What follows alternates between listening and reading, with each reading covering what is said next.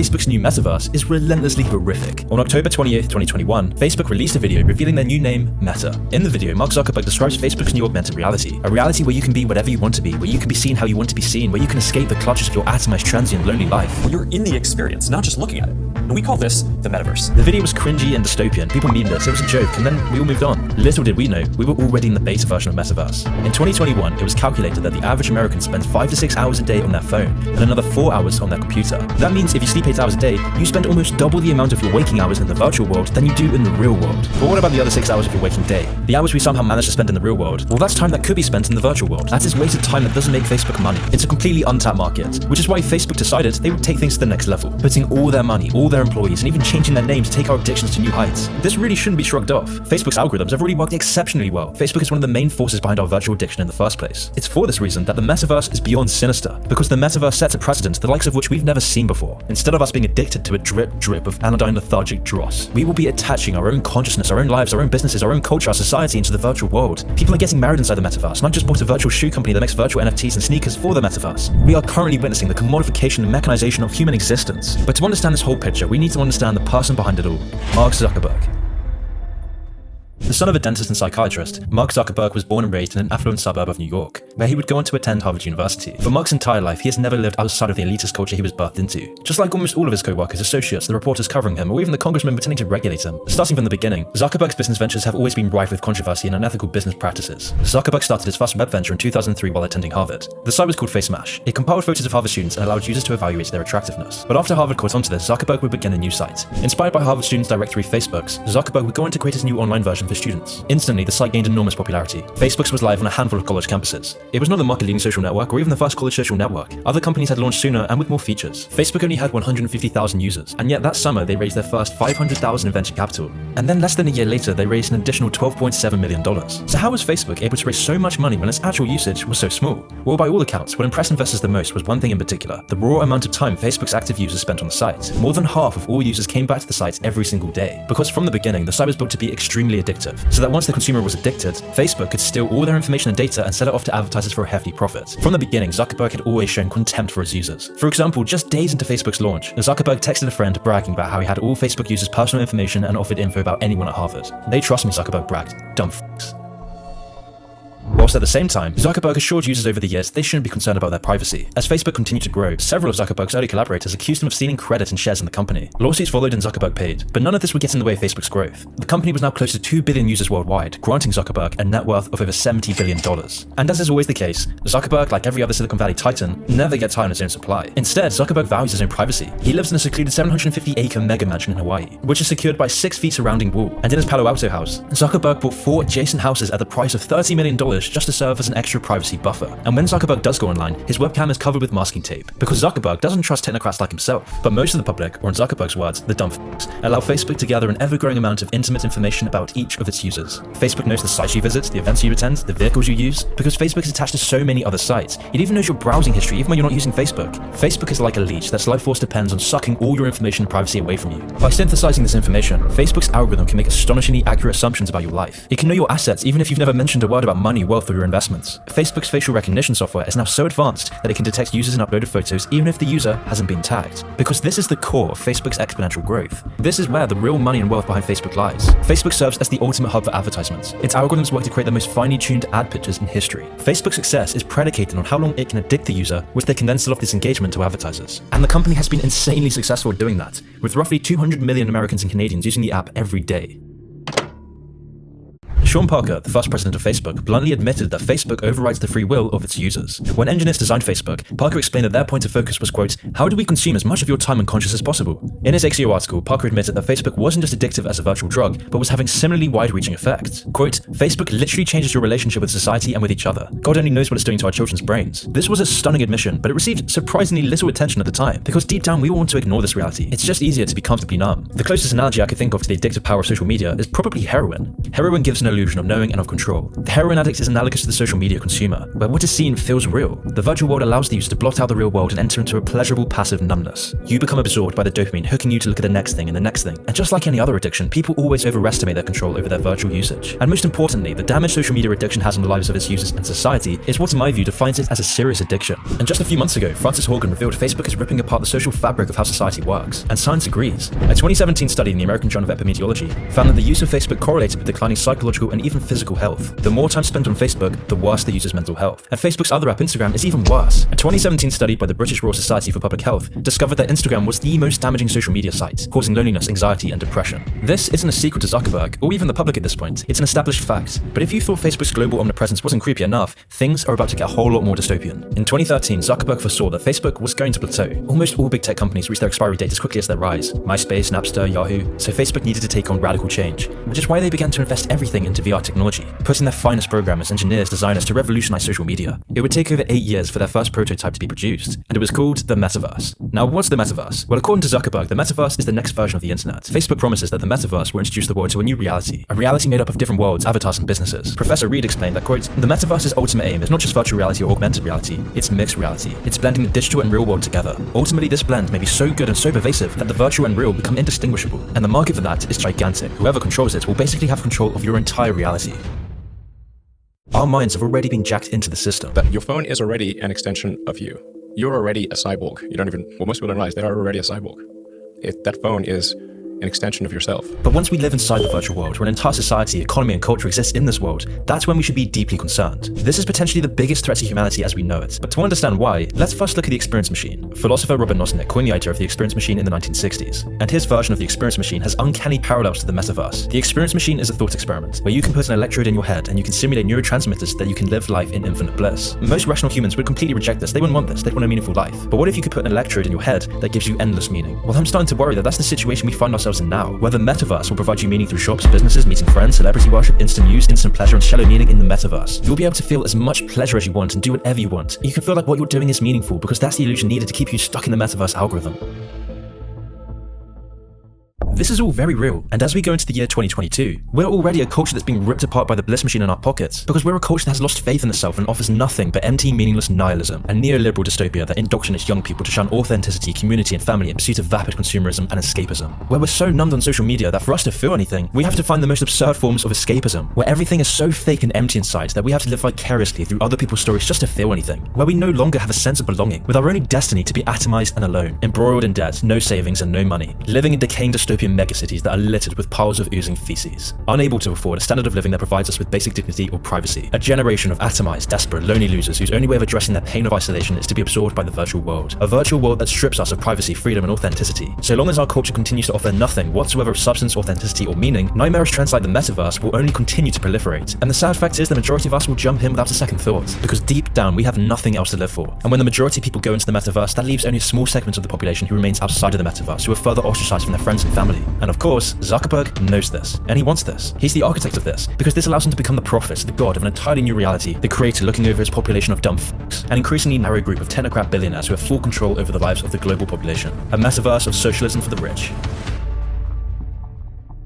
This will serve as the catalyst for the greatest transfer of wealth in recorded history, where all our money and assets are artificially owned in a metaverse owned by technocrats, who have full control of the switch, who have full control of the algorithms that show you specially curated feeds of dopamine hits that continue to shape how you think, how you feel, how you perceive the world. Algorithms that will control your friends, families, and stimuli around you, which is a very worrying fact considering Silicon Valley is the biggest threat to the West's freedom of speech. For example, back in 2016, billionaire investor, PayPal co-founder, and Facebook board member Peter Thiel was one of the only Silicon Valley executives who donated to Donald Trump's 2016 campaign. Because of his donations, Thiel lost his seat on the board of Facebook on the grounds that supporting Trump was the equivalent of inciting violence. Ellen Powell, the key architect who turned Reddit into the cesspit it is today, explained, quote, "Giving power to someone whose ascension and behavior structures fit into so many people is unacceptable. Trump's views," Powell wrote, "are more than just political speech fueled by hate and encouraging violence. They make each of us feel unsafe." So if Silicon Valley's billionaire class will publicly shame and cancel their own, what does this mean for the free speech of their consumers? I mean, we've already seen the purging of journalists, commentators, streamers, and even the president of the United States for saying the wrong thing. Just a few years and decades ago, we would never have accepted this excuse that silencing, firing, and cancelling people for their opinions was fine as long as it wasn't the government doing so. But that era has been all too forgotten. So what does this mean for the metaverse, which will have a monopoly on the bulk of information the globe consumes? And most importantly, this poses the question, what kind of society do we want to live in? The metaverse will grant the control of a new reality to a man who's already tearing up the fabric of society, sowing the seeds of distrust and hate across the world. And now he's the man who will dictate what you see and feel. But it is going to bother you because you're human, and I was human. I am human, still. And I was human. I am human, still. Our society has been descending into madness at such an accelerating rate that the metaverse is promoted as our only redemption. Promoted by Silicon Valley technocrats, the World Economic Forum, and our current plutocracy. Because not only does the metaverse give them more money, more wealth, more investments, but it also gives them unrivaled power. We're already seeing countries like China using dystopian social monitoring technology to control their population, where China is combining their health program and their social credit system to create a civilization code that gives people a civilization score that ranks them, a rank that the CCP uses to judge who gets to enjoy the benefits the state provides and who gets restricted and punished. 是已经被限制这个自由的出行了，就是订票啊，我们高铁和飞机都不行。我给你演示一下，我们用这个 APP 来订票。现在是我们从重庆到西安，我们来订一张票，订一张过几天的票。And what does it say? 然后就显示那个出票失败，说我已经被法院依法限制高消费，限制乘坐 G 字头列车。 All of this data is then stored on a government database that tracks your internet activity, internet history, which sites you spend your time on, what you say, what you do, and your overall general behavior. With some of these very same restrictions now being imposed on massive chunks of the Western population. A digital ID card that is monitored by government databases around the world. Where your basic liberties are stripped away from you if you aren't able to comply. Where you are dehumanized for not wanting your God-given freedoms to be used as a bargaining tool. And I think, like others have said, gyms, hairdressers, but why not supermarkets? Why not public transport? I know it's difficult to police some of these things, but really, if you want to participate in society, you need to be vaccinated. Where all of those who oppose this are targeted by big tech giants and the parasitic mob. All of these combining factors makes the metaverse the gateway drug to a globalized social credit system, where your speech, actions, and preferences are monitored at all times of the day, where your virtual memories are chopped up and distributed to advertisers for a profit. If this doesn't terrify you, I don't know what will. The companies who will do this have done nothing to engender trust in their users, and yet they will be the architects of our new reality. And the even sadder fact is that most of the public will continue to eat all of this up, desperately rushing to fill the void of emptiness and loneliness, voraciously consuming synthetic emotions through any escapism possible, complicitly creating a nightmarish future that will destroy all the pillars of Western free society, where we will eagerly strip all of our privacy and dignity for a pair of Nike's NFT virtual shoes, gleefully becoming married inside a universe run by a man who sees his customers as dumb f***s, while at the same time, China is now putting their efforts to unplugging their population from the virtual world. China is limiting video game usage. China is limiting their population's internet usage. Instead, China is promoting marriage within its population through social economical wedding zones. China is doing everything it can to promote family culture within its populace, and rewarding happy families for doing so. A stark contrast to the West, where single parenthood is now praised as a virtue, where marriage and happy families are seen as an oppressive force, where the metaverse is praised by the elites, where the metaverse is willingly eaten up by people so desperate to escape their own hellish reality, a reality that is no longer even real in itself, where everything we eat, everything we consume, all the facades, all the dystopian megacities, all the synthetic pills, reality, we haven't even lived in anything remotely real in years. And that's why only in a society like ours, where nothing is real, does virtual escapism seem like a utopia. Only in a sick society does a man like Mark Zuckerberg become a sanctified prophet, which is why the technocratic vultures are busy licking their lips. Instagram is destroying society, but Instagram used to be a great site. It was founded by a man who rejected employment at 3 of the biggest tech firms, Twitter, Facebook, and Google, because instead the founder wanted to make a positive change on the internet. His app's algorithms and ads would be hand-selected by him and only his tiny team, which is why Instagram rejected data harvesting. They rejected the toxic aspects of social media to create something healthy, something that would revolutionize photo sharing and photography. By doing this, Instagram amassed 10 million users in just 10 months of its launch. But then something changed. Instagram turned into everything it sought to destroy, becoming widely regarded as the worst social media site for our mental health, with 400 million Instagram users now feeling unattractive, leading to the term Instagram reality going mainstream. And of course, this has resulted in skyrocketing levels of depression, anxiety, and eating disorders, with Instagram even admitting that the app is, quote, harmful for a sizable percentage of teens. All of this, and yet Instagram is now planning to release a version of the app for children under the age of 13. So what's behind the change in the app? What made Instagram so toxic? Well, once you understand how Zuckerberg manipulated Instagram and its co-founders for personal gain, you start to understand the bigger picture of what Instagram really means for Facebook's future and what this means for us. And trust me, in the next 5 years, it's gonna get bad. But to understand why, we need to go back to where it all started. Kevin and Mike were seemingly normal kids with an affinity for coding. Although little was public about Mike's early life, Kevin, on the other hand, was particularly destined to work in tech. His parents were both from a corporate tech background, and Kevin spent much of his childhood gaming and designing his own levels. This early interest led him to study management science and engineering at Stanford, and it was at Stanford that Kevin's history would meet his fellow co-founder, Mike Krieger. During his studies, Kevin was exceptional, being accepted into the highly selective Mayfield Fellows program, where he would take part in an internship program at startup companies. One of these startup companies he would work at was called Odeo, later known as Twitter. However, Kevin's history would only leave after a few months, but not until he made essential connections with Twitter's founders. It was these sorts of newfound connections in Silicon Valley that also meant he would cross paths with Mark Zuckerberg. He was actually offered a job at Facebook, but declined the offer to instead study photography in Italy, which to make clear meant that Kevin Systrom had narrowly avoided jobs at 2 of the biggest tech companies. He had no idea on the missed potential, and instead of making billions, he would cash his chips in on studying photography instead, something that would actually surprisingly pay dividends later on. And over the next few years, Kevin would work for a few different tech companies. He even spent some time working at Google, but his passion still lay in building something of his own. To many, it would seem like Kevin had missed the boat, turning down 3 separate dream jobs. We're talking about 2006, the time that Facebook, Twitter, Google were all just blowing up, and yet Kevin missed all of these opportunities. But what he would do next would more than make up for this. And so following his passion, Systrom would want to compete with all these companies he worked at. But his first foray into entrepreneurship wasn't really a success by any means. His first business would be simple. Kevin would reconnect with his Stanford friend Mike, who was a professional software engineer. The two would then work together to build an app called Bourbon. Bourbon was a sort of check-in app, where users could post updates on where they had been and attach pictures. But this was more Kevin's hobby. This wasn't solving any problems. The market didn't need it, they didn't want it. And so the app failed to gain any traction, all to Kevin's dismay, because at the same time, he was watching Facebook, Twitter, Google all rapidly take off, and he was left with nothing. And so after talking to some users, the co-founders would discover that people didn't really care about the check-in features or most of the other features of the app. Instead, people only exclusively used the photo sharing part of the app. However, because of the way that Mike and Kevin had built the app and its design, investors were still impressed, with investors actually pouring up to $500,000 into the app, $25,000 of which coming from Kevin's former boss, Jack Dorsey. But even with this cash injection, Bourbon was destined to be dead in the water. An app with $500,000 backing only had 100 users, with most of the users only preferring the photo sharing technology anyway. Kevin was faced with a crisis. What was next for the company? If this failed, he would lose all his reputation and the connections that came with it. He would be an embarrassment. All the opportunities he missed for this, the founders were now faced with a very hard choice. Should they preserve their current idea or throw it all away and start again from scratch? Considering the fact that pretty much no one's heard of Bourbon, it should be obvious what route they went down. But on this next venture, they would learn from their mistakes. Instead of trying to find a use for the current technology itself, they would instead find a problem that needed to be solved first. And so the pair worked on what Bourbon did best, the mobile photo sharing. At the time, the current way that people were sharing photos online was just full of problems. The main one being that uploading a photo would just take ages. And so the founders would solve this problem by beginning the process much earlier than other apps. Instead of starting the upload process as the last step, Instagram would instead start uploading the photo much sooner, which would lead to much quicker upload times. However, the biggest problem they would solve was that mobile pictures just didn't look very good. So the founders would come up with multiple solutions for this. First, they shrank the photos down to a much smaller square resolution, making photos look good on any phone, meaning photos on Instagram just seemed way more focused. This even helped with the upload problem. Smaller photos meant smaller files, which meant quicker uploads. However, Kevin and Mike's other solution for the poor quality problem was their most ingenious yet. They would build photos into the new app, letting anyone give their photos a professional touch. And after 8 weeks of all this hard work, the app was ready for release in 2010. The only thing they needed now was a new name, and they decided on Instagram. Within days of Instagram's release, it was immediately clear that all their innovation had paid off. Instagram was a smash hit. People absolutely loved it. On December 12th, 2010, Instagram had gained 1 million active users just 2 months after its release. And of course, this crazy growth was then supplemented by even bigger investments. The company raised $7 million in funding in early 2011, with this funding coming from a wide variety of people. Some came from venture capital firms like Benchmark Capital, and others were the Instagram founders' connections from Silicon Valley, with Jack Dorsey being a notable investor. This whole deal would eventually value Instagram at about $25 million. Not bad considering it was only released about half a year ago, but this amount was pennies compared to what Instagram would become. Now that Instagram had established itself and was getting thousands of users every day, heads were starting to turn. Kevin and Mike were courting offers from numerous companies to buy Instagram, and the day-to-day work didn't pause for these deals either. Instagram required constant attention, especially because the founders didn't want to use an algorithm out of fear that it would be exploited. Instead, Instagram's small team of 12 would have to manually choose which photos were promoted on the platform. Whilst this was a stressful task, it ensured a certain level of quality on Instagram's homepage, and this hard work was paying off for Instagram massively. It seemed like the app had just unlimited potential. Firstly, the app had massive growth numbers. In June of 2011, around 8 months after its launch, Instagram had amassed 5 million users, which were going to be 10 million just 2 months after.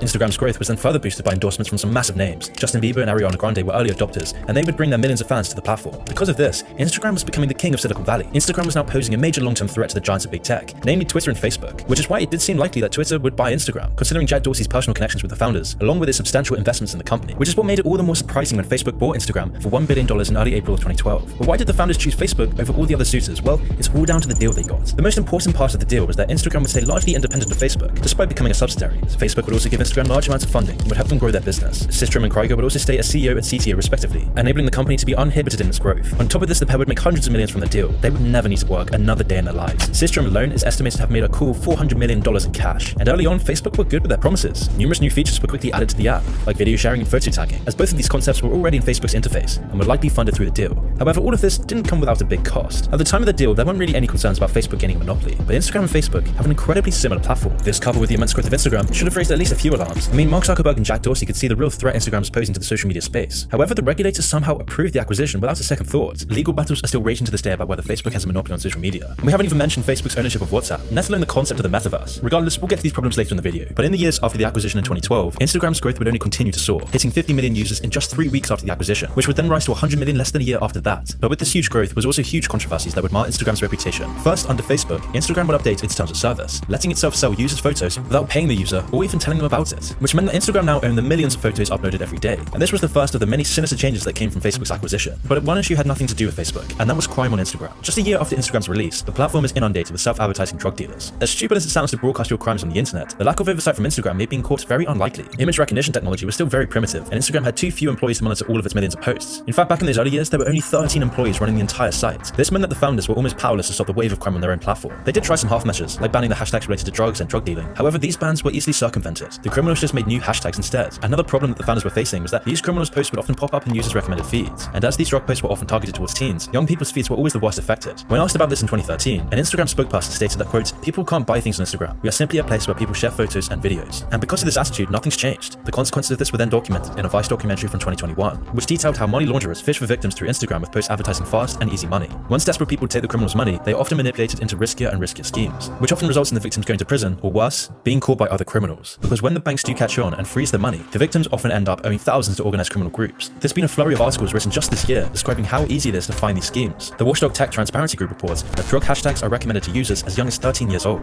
In testing, they found that one new teen account they made only needed 2 taps to find an account advertising Xanax and fentanyl. Although this is a long-term problem that's affected Instagram since its inception, but these sorts of problems would never stop its growth. And after the Facebook deal was closed, Instagram did seem to be in safe hands, which was true at first. Instagram had near full autonomy to develop into a social media giant, with the founders being free to do as they want with the platform. However, this of course wouldn't be the case forever. You see, Kevin Systrom had earlier stated in 2012 that there weren't any plans to turn photos into ads, but then just 1 year later, Facebook had forced sponsored posts onto the platform. This then came with a plethora of other advertiser-friendly changes, like letting advertisers see analytics on their posts. Now, the founders never really wanted to spam their site with ads, but Facebook did. Facebook needed to make Instagram profitable, which on the surface would sound reasonable, but eventually this would have dire consequences for the platform, consequences that were bubbling under the surface. But on the surface, everything did seem to be going great. Instagram was becoming profitable, and by the summer of 2016, Instagram had amassed 500 million users. However, inside the company was a conflict brewing, as this huge influx of users was both a blessing and a curse for the founders. Whilst it must have felt amazing to see the product you worked so hard on become a worldwide phenomenon, this newfound size would also bring its own new problems, because Instagram was getting dangerously close to outshining Facebook. Instagram was actually getting to a point that it was threatening Mark Zuckerberg's baby, which is why other social media integration was then stripped away from Instagram, with solely Facebook being promoted instead. And in the following years, Facebook will continue to undermine Instagram's independence, with Zuckerberg forcing the founders to put more advertising on the platform, even though this was something the founders completely disagreed with, because until now, Instagram had only allowed specific brands to advertise on the platform. This highly created choice of adverts was user-friendly and in keeping with Instagram's brand. However, Facebook's system was much more profitable, which allowed the highest bidder to place whatever ads they wanted on the website, which would inevitably lead to lots of ugly, flashy adverts that would plague the platform, not to mention compromising Facebook's algorithms. For the founders, this was unacceptable. It completely conflicted with Instagram's focus on minimalism and quality, and this was just one of the many problems that were now bubbling away underneath the surface. Civil war was brewing.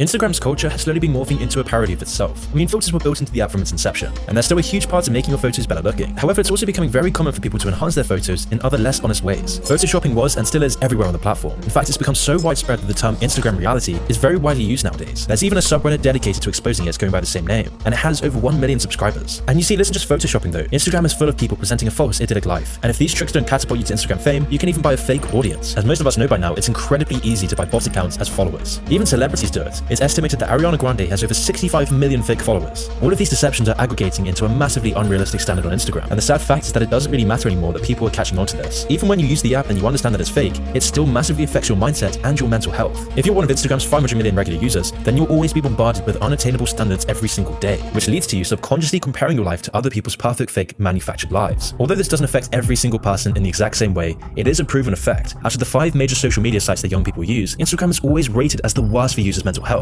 All of this due to Instagram's toxic culture of perfectionism. And what makes this so much more disturbing though is that Facebook has been intentionally ignoring these problems, both on Instagram and on Facebook itself. For example, in late 2021, an internal presentation for Instagram and Facebook employees was leaked. The contents of this presentation and its implications were shocking. The presentation doesn't just show that Instagram is harmful to young people, but also that Facebook has done detailed research on its effects. One of the most damning statements it makes is, quote, Instagram is harmful for a sizable percentage of teens, particularly teenage girls. This was then backed up by graphs and figures which showed just how deep this problem goes. 40% of teens found that Instagram made them feel unattractive, and nearly 30% of UK teens said that Instagram made them feel inadequate. The presentation also stated that teens know the awful effects that Instagram has, but felt compelled to use it anyway, all because of Facebook's advanced addictive algorithms, trapping its users in a vicious cycle where you end up searching for the next dopamine hit, where you start to feel left out and inadequate, only then to keep chasing the dopamine to get rid of this pain, chasing to see that you're not missing out today, that you might finally be doing better than others. And just like that, you're trapped in a virtual hamster wheel, and you didn't even realize it. It's all programmed by Facebook's advanced algorithms, and the best part is this is affecting all of us. And what's even sicker is that this doesn't even bring enough profit for Facebook. No, they need need to exploit even more of the population. They need to exploit the most vulnerable, which is why Facebook has been getting ready to release a version of Instagram for children under 13. This sinister move was only delayed by the leak of this presentation. Otherwise, it would have probably been released. Even though Facebook does know that Instagram is very unsafe for teenagers, Facebook knows that social media is the new smoking, which is why this move clearly shows that Facebook doesn't care one bit about its users. They only paused the release of the Kids app because of the backlash. And once that dies down, I'm sure we'll see Instagram Kids released soon after. Soon enough, even your toddlers will be on Instagram, if they're not already addicted to TikTok. It was Facebook's aggressive, money over everything push for more control that finally broke the two Instagram co-founders. The straw that eventually broke the camel's back was Facebook's stifling of Instagram's growth. Because to Facebook, it was becoming very clear that Instagram was poised to overtake Facebook in pretty much every metric. Zuck's worst fears were coming to life. Their biggest fears and the reason they bought Instagram was now manifesting, which was evidently enough to keep Mark Zuckerberg up at night with jealousy and resentment. So Facebook actually made the decision to limit the amount of new employees that Instagram could hire, all because they didn't want to hurt Zuck's dying baby. This would then put a massive damper on the company's growth. It simply wouldn't be possible for Instagram to accommodate new users with a small team of staff, which in some ways is actually a good thing. But for Instagram's internal team, this meant that they were always constantly overworked. This and all the other changes that Facebook was doing to the company led to the resignation of both the co-founders. It was never publicly stated why Kevin and Mike chose to leave Instagram. However, leaked documents showed that Systrom suspected that Zuckerberg was intentionally making his life miserable to try and push him out, all because Zuck wanted full control of Instagram. He didn't want Systrom running the company anymore. This was his plan all along. And so when the pair abruptly left the company, it was the final nail in Instagram's independence. Their unique vision for the company had been the key to its success. And whilst their departure left the Instagram team aimless, this wouldn't last for very long. Facebook and Zuckerberg were quick to consolidate the control of the app. It soon became clear that Instagram was to become a mere extension of Facebook. As if to rub salt in the wound, Instagram was even rebranded into Instagram from Facebook. With Facebook's takeover of Instagram completed, there would of course be immediate consequences. Firstly, Facebook moved Instagram completely onto the ad model. This would then open the floodgates to data collection and data harvesting, causing Instagram to be filled to the brim with adverts. And these adverts would be fueled on Instagram's new data collection model, which leads us on to the second change that Facebook was quick to make. And this was to apply their uniquely awful data collection policy to Instagram. By doing this, it would only take 1 year after the founders left for Facebook to land in hot water for the treatment of their user data, with the whole scandal culminating in a $5 billion fine. And then not long after this, a massive data leak at Instagram led to over 49 million users having their info exposed. The attack showcased Instagram's completely neglectful treatment of the private data they had been taking from their users. The breach contained lots of different types of data. Contact info, profile pictures, even locations were leaked, and around 1 in 20 Instagram users were said to have been exposed. These leaks became all too common once Facebook had full control of Instagram, being a seemingly inevitable consequence of Facebook's policy of selling user data to third parties. But of course, Facebook isn't incentivized to change this policy either, because data is the core of Facebook. It's the one thing that led them to becoming $1 trillion company. And breaches aren't the only problem with Instagram's misuse of data either. Again, in 2019, Instagram was exposed as having breached its terms of service after letting a marketing agency have access to data they said they'd keep private. The marketing agency had scraped data from millions of Instagram posts to create a detailed picture of its key demographic. Again, the data included people's biographical and location info, where they worked, and their interests. And what's even scarier is that Facebook is the only company that knows the full extent of their data harvesting. And this is why Facebook's growing monopolistic control over social media is a growing problem. This is what's so sinister about Facebook's constant expansion. I mean, we haven't even spoken about how Facebook is doing the exact same thing with WhatsApp as it did with Instagram. And let's keep in mind that by Facebook's constant control, it now has 3.5 billion users on all its platforms. No one has this much global control. This is unprecedented. This is something that emperors and kings across history have always wanted. So how is Facebook gaining so much control? Well, it's because Facebook addicts its users to the platforms. It's addicting society to their services. I mean, naturally, Facebook wants its users to engage as much as possible with the content on their site. And it turns out that people are mostly engaged with things that spark negative emotions rather than positive ones. This means that Facebook is incentivized to promote content that sows division between people. This is why we've become so divided in society, all of which was confirmed by ex-Facebook employee Frances Horgan. However, even darker is that Facebook isn't just content with their dominance over social media. They're not stopping until they have the whole online world in their grasp. This is why Facebook has rebranded to Meta and is now so invested in the metaverse. With the world moving online at a faster rate every day, having control over a whole digital universe will extend Facebook's control by an order of magnitude. Because not only will Facebook control your screen life, but Facebook will now have control of your entire life, your entire reality and society, which is why you can guarantee that Facebook's executives are licking their lips at the thought of further addicting the global population to their services. And considering Facebook's hyperfixation on profits, it shows that they know that this is the future, where everyone's not only looking at their screens, but living in an actual universe run by Facebook, controlled by Zuck himself. Because right now, Facebook's control over people is big, but it could soon become effectively unlimited.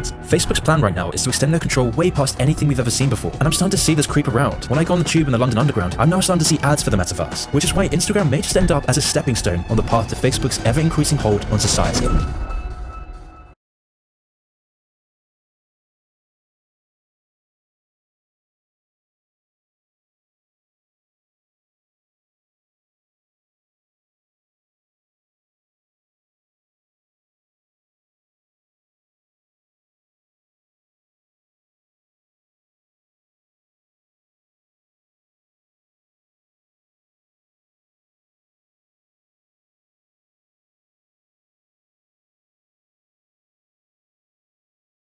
Ask yourself, why do you care about people you do not know? That's real. Why the fuck do you care about people you do not know? That's real. Why do opinions of people that you don't even know who they are, what they are? Why do they matter? What matters to you? Who really shakes your fucking ground in your world? If you got a wide variety of who those people are, that's your problem. Right. If anybody can shake your foundation and take a brick from underneath it and make your building fall down, you got bigger problems.